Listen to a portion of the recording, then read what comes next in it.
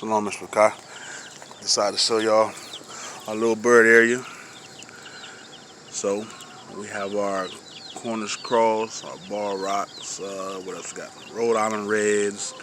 I brought them out here so they can have their own little area. They were in that little box for a few days, but they love it out here. Nothing can get in there to them. Those are our little babies. So now here we have our little adolescents. They're crazy. They keep kicking all their bedding out, and then when you try to go in there, they act all nuts. So they cool though. And of course, everyone knows our adults on the yard.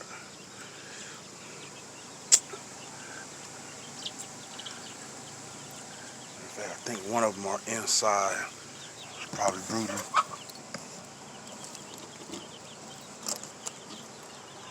Yep, she loves laying on her eggs.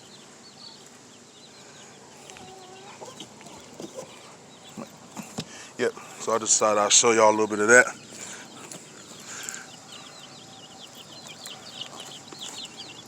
Matter of fact, hold on.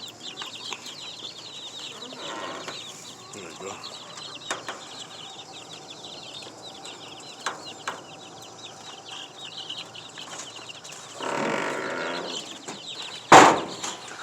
All right, shalom.